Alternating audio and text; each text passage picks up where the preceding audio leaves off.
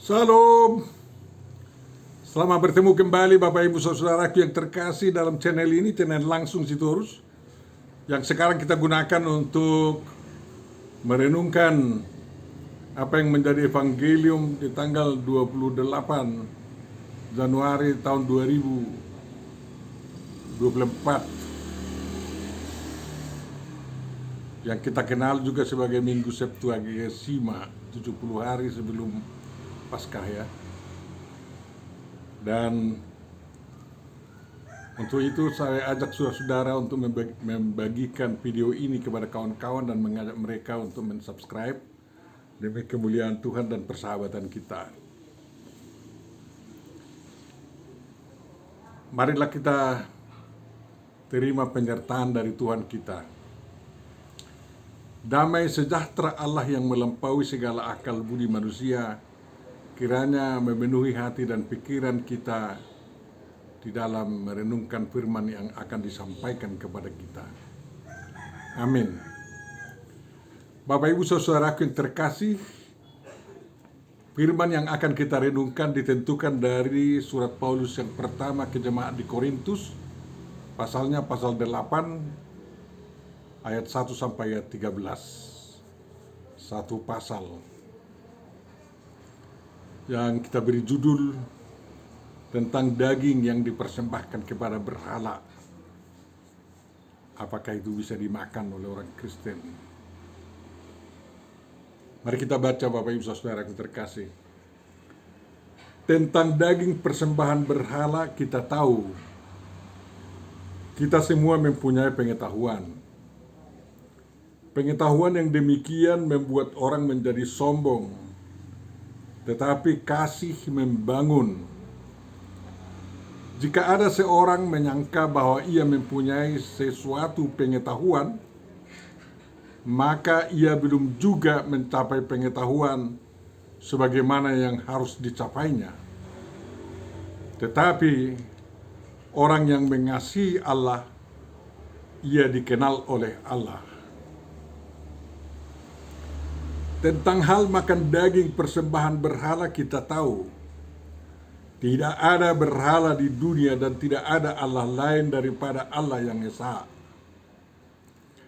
Sebab sungguh pun ada apa yang disebut Allah,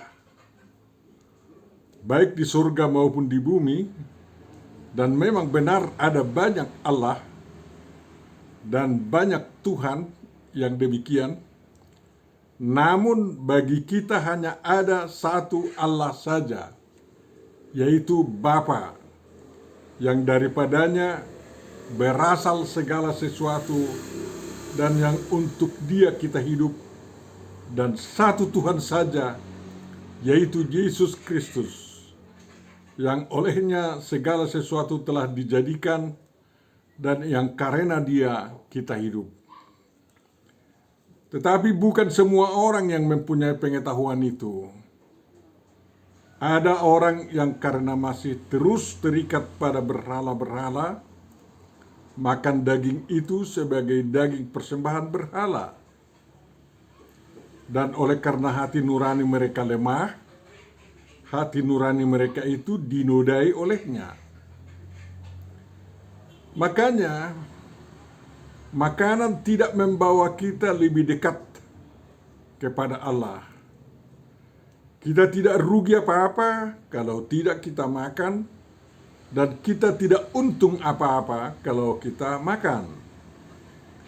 Tetapi jagalah supaya kebebasanmu ini jangan menjadi batu sandungan bagi mereka yang lemah. Karena apabila orang melihat engkau yang mempunyai pengetahuan sedang duduk makan di dalam kuil berhala, bukankah orang yang lemah hati nuraninya itu dikuatkan untuk makan daging persembahan berhala? Dengan jalan demikian orang yang lemah, yaitu saudaramu yang untuknya Kristus telah mati, menjadi binasa karena pengetahuanmu. Jika engkau secara demikian berdosa terhadap saudara-saudaramu dan melukai hati nurani mereka yang lemah, engkau pada hakikatnya berdosa terhadap Kristus. Karena itu, apabila makanan menjadi batu sandungan bagi saudaraku, aku untuk selama-lamanya tidak akan mau makan daging lagi, supaya aku jangan menjadi batu sandungan bagi saudaraku. Demikian firman yang akan kita renungkan, Bapak Ibu saudara-saudariku yang terkasih. Dan yang berbahagia tentu saja adalah orang yang memelihara, memahami, mendengarkan, melakukan, menghayati, dan melakukan firman Tuhan, Bapak Ibu saudaraku. Amin. Tema yang diusulkan dalam malam kita adalah jangan menjadi batu sandungan bagi orang lain. Itu jelas dikatakan Bapak ini. Tetapi perlu kita renungkan bagaimana membuat agar jangan ada yang tersandung dan jangan mudah tersandung. Dan harus tahan iman semua. Pada zaman Paulus, itu zaman bertemunya kerajaan surgawi yang didirikan oleh Yesus Kristus dengan segala peraturannya, dengan segala keimanannya, dengan kerajaan dunia berhala-berhala atau penyembahan berhala. Katakanlah itu mulai dari penyembahan kepada dewa Zeus bagi orang Latin, pada dewa-dewa Baal bagi orang Babilonia dulu, ya, Kamos bagi orang-orang lain, ya. Banyak sekali dewa-dewa yang disembah oleh manusia pada zaman Paulus. Dan tentu saja sembahan yang diperkenalkan oleh Paulus dan umat Kristen adalah satu dari sembahan-sembahan yang dikenal oleh dunia ini. Dalam pertemuan antara keimanan itu serta perilaku masing-masing dalam mendukung keimanan mereka masing-masing golongan, sering terjadi kesalahpahaman. Bahkan di kalangan Kristen pun terjadi juga pergolakan bagaimana untuk memahami dan menghindari agar praktek keberhalaan dari kehidupan mereka benar-benar bisa sukses. Ya. Jadi bagaimana membuang unsur-unsur keberhalaan itu. Dan kita sebut juga animisme itu dari kehidupan beragama, beriman umat Kristen terus merupakan perjuangan yang harus dilakukan.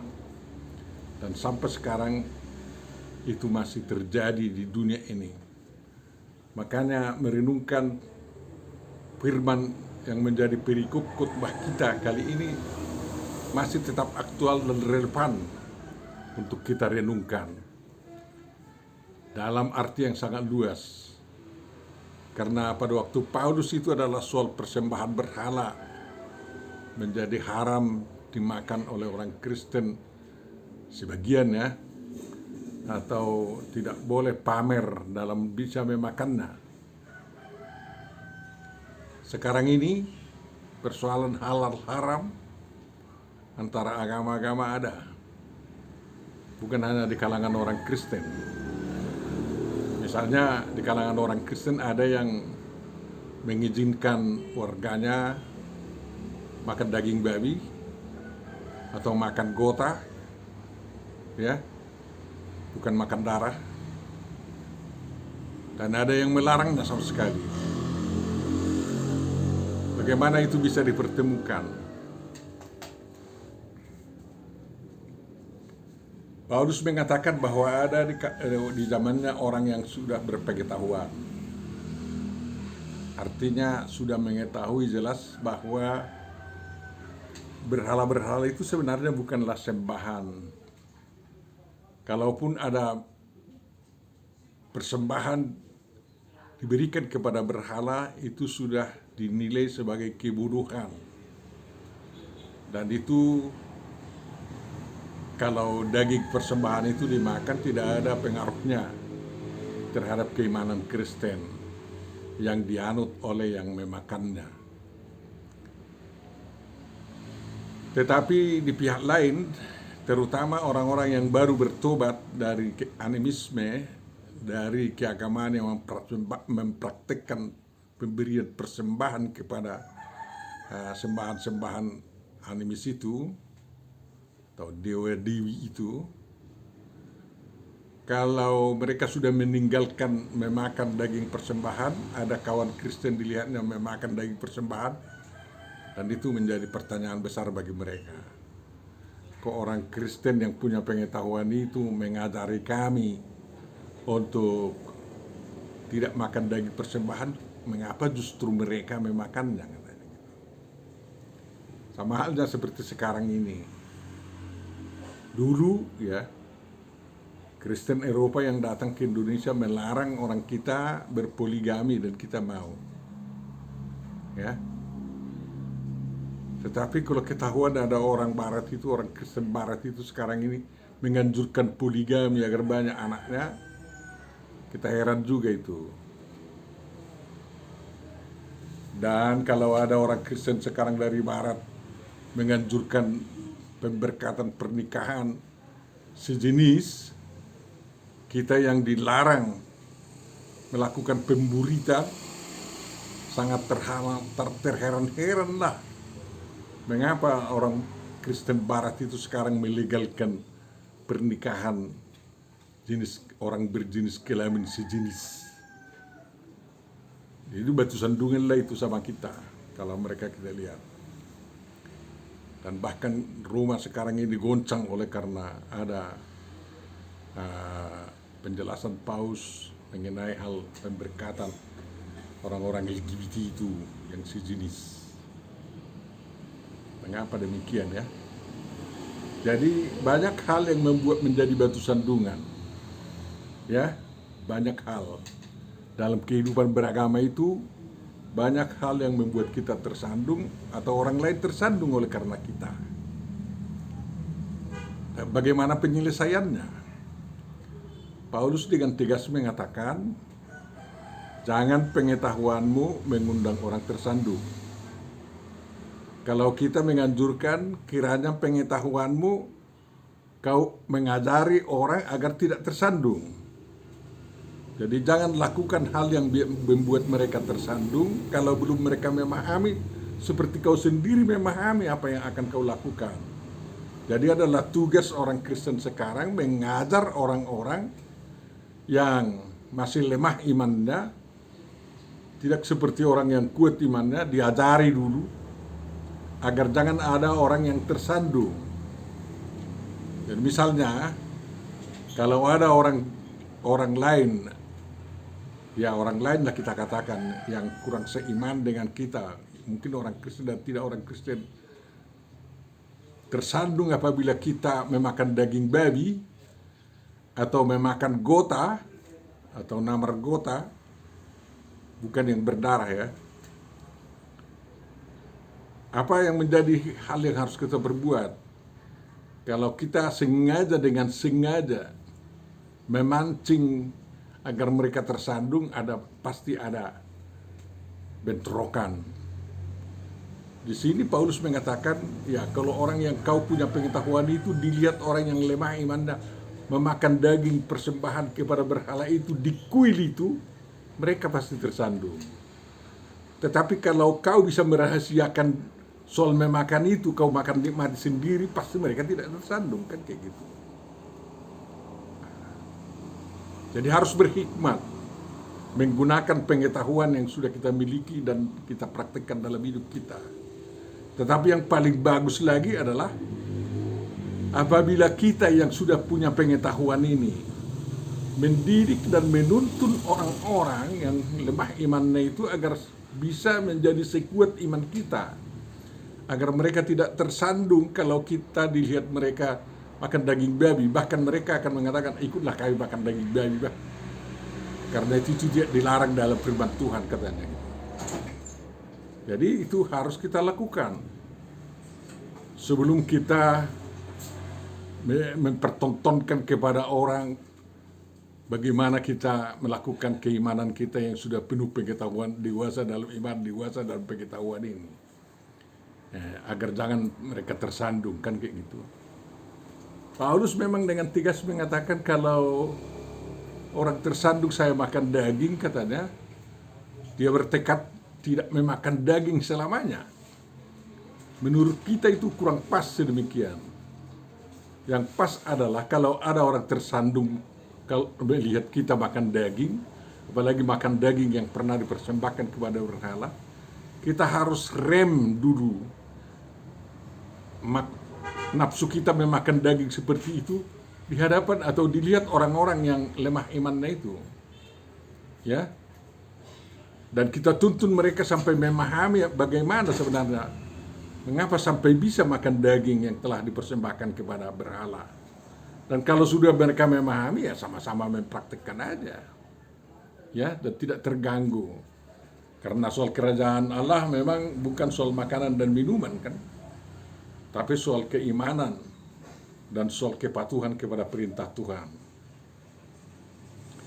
Jadi harus ada proses-proses pendidikan agar jangan orang tersandung. Jangan sengaja kita menggali lubang atau membuat polisi tidur di jalan agar mereka tersandung dan terjatuh. Jangan kayak gitu. Ya, banyak orang yang mengatakan, ya kalau mereka tidak tahan di dekat kita bahwa kita makan daging begini, ya mereka jauh aja, katanya gitu. Itu artinya main kasar namanya itu. Ya, jangan seperti itu, ya. Di kampung kami kalau ada pesta, ada peserta yang akan makan berlainan agama dan berlainan apa yang bisa dimakan. Ada yang disebut persubang, ada yang tidak persubang. Yang disebut persubang itulah yang tidak memakan daging yang dikatakan mereka haram. Dan yang tidak persubang itu adalah orang Kristen yang bisa memakan yang orang lain bilang haram, tapi bagi orang Kristen itu halal. Caranya agar tidak terjadi batu sandungan, sering dibuat begini. Oke, kita bisa makan bersama, tetapi yang mengerjakan daging yang kita masak itu adalah orang persubang itu, yang ada haram-haramnya bagi mereka agar semua halal dibikinnya. Dan daging yang dimasak pun bukan daging yang haram. Jadi tidak daging babi tetapi daging lembu atau daging kerbau, agar semua bisa makan dan tidak dicampur lagi dengan gotanya gitu. Itu salah satu cara. Sekarang ini cara sedemikian yang sebut juga itu cara sisada lopat do kita sudi satu jenis lauk pauk daging kita semua bisa dimakan oleh umat beragama manapun. Tapi sekarang itu sulit, sehingga dibikin penyelesaian, ya bagi orang persubang disediakan daging yang tidak subang sama mereka, yang tidak haram sama mereka, dan mereka yang mengerjakannya. Dan bagi yang tidak persubang, ya mereka mengerjakan sendiri, ada daging disediakan sendiri. Jadi orang persubang disediakan daging untuk mereka masak sendiri agar bagi mereka itu halal, dan bagi yang tidak persubang ini yang bisa makan daging yang dikatakan orang lain haram disediakan juga khusus, ya. Mereka yang jadi mereka pun makan agak terpisah.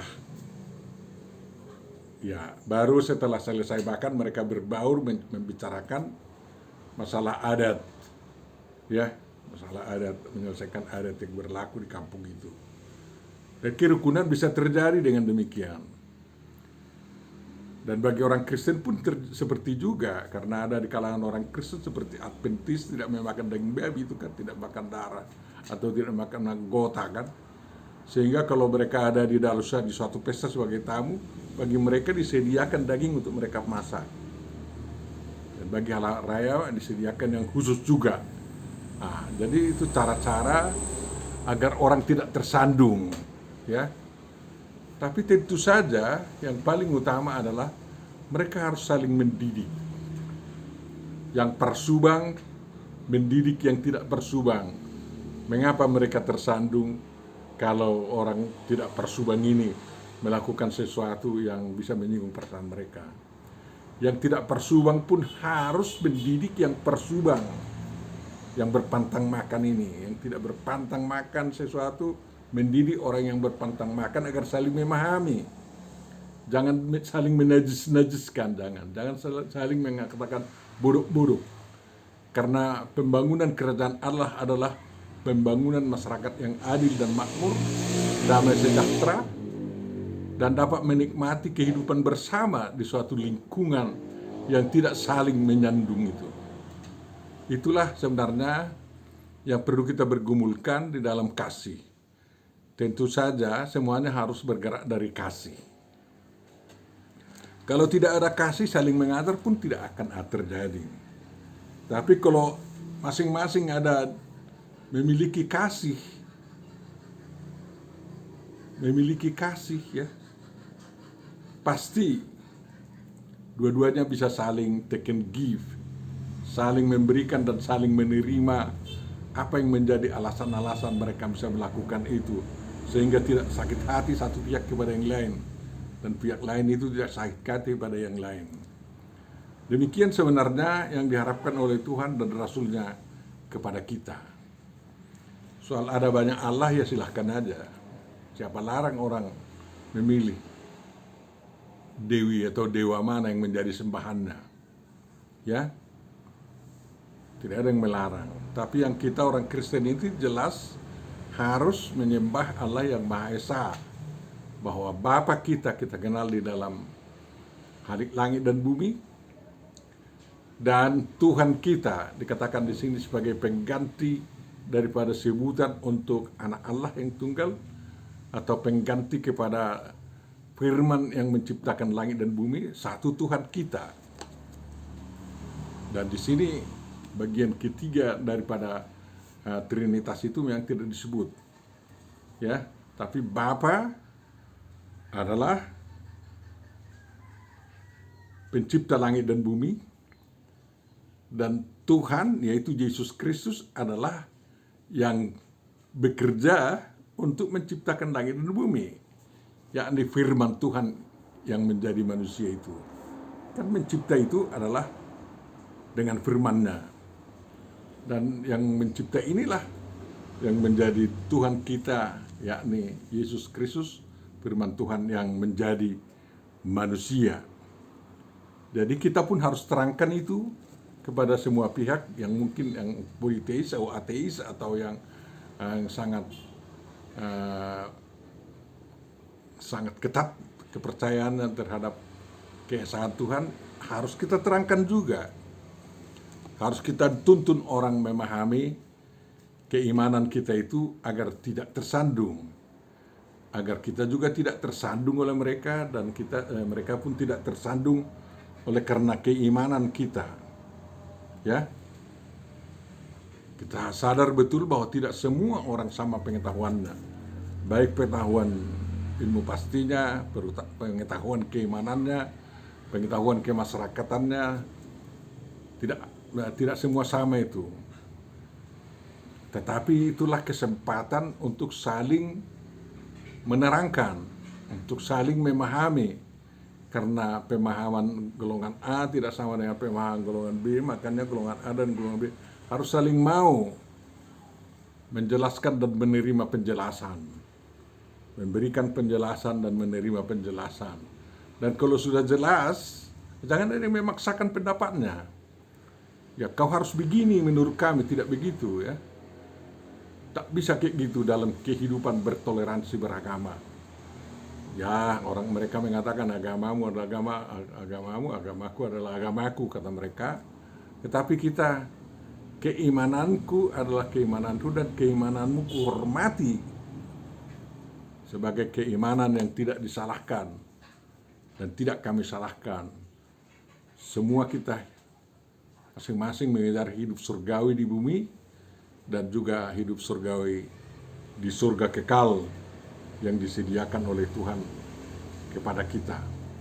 Dengan demikian kita yang lemah dan mereka yang lemah bisa saling dikuatkan tanpa mengalami ketersinggungan dan sakit hati.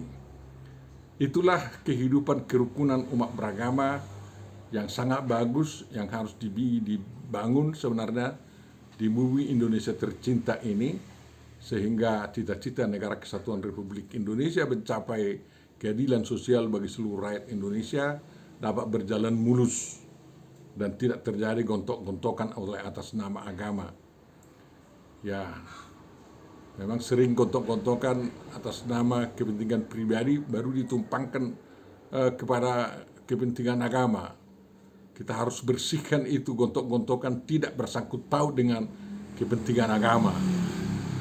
Kalau ada kepentingan pribadi yang mau diperjuangkan, ya jangan saling bunuh-membunuh, tapi ada arena untuk berdiskusi dan untuk saling menerangkan dan saling menerima penjelasan-penjelasan dari pihak-pihak yang memang bersangkut paut dalam kehidupan bermasyarakat.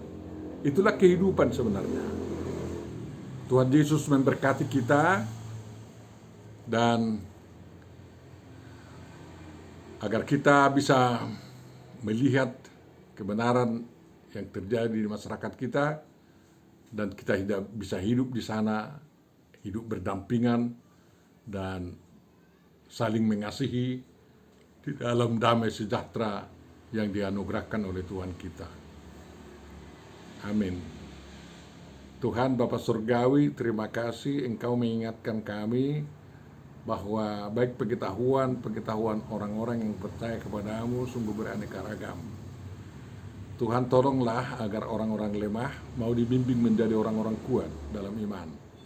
Dan orang-orang yang kuat dalam iman mau membimbing dengan baik orang-orang yang lemah imannya agar tidak tersandung, melainkan mereka bisa bersama-sama maju untuk melangkah kehidupan ini, walaupun praktek-praktek yang mereka lakukan itu tidak selalu identik sama.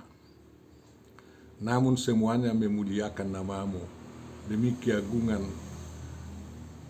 dirimu dan juga demi terwujudnya kehendakmu di bumi ini. Berkati bangsa kami ya Tuhan, agar bangsa kami dapat hidup damai sejahtera, terutama di tahun politik ini, agar semua berjalan mulus, bahwa pemerintah yang lama dapat diganti oleh pemerintah yang baru dengan bagus, tanpa ada niat-niat saling menjatuhkan dan lain-lain. Karena Kau sudah menuntun jalan bangsa kami memilih untuk bisa bertukar pemerintahan secara bagus sesuai dengan undang-undang kami. Bapa Surgawi, ampunilah bangsa kami, ampuni dosa semua bangsa kami. Dan kiranya kesejahteraan yang daripadamu lah yang bisa dinikmati oleh seluruh umatmu di Indonesia ini. Jauhkan peperangan, jauhkan percekcokan dari tengah-tengah bangsa kami. Itu adalah dalam kuasa-Mu. Terima kasih Bapa, kiranya kehendak-Mu lah yang bisa diwujudkan di dalam kehidupan kami. Sempurnakan doa kami dalam Yesus Kristus Tuhan dan Juru Selamat kami. Kabulkanlah itu. Amin.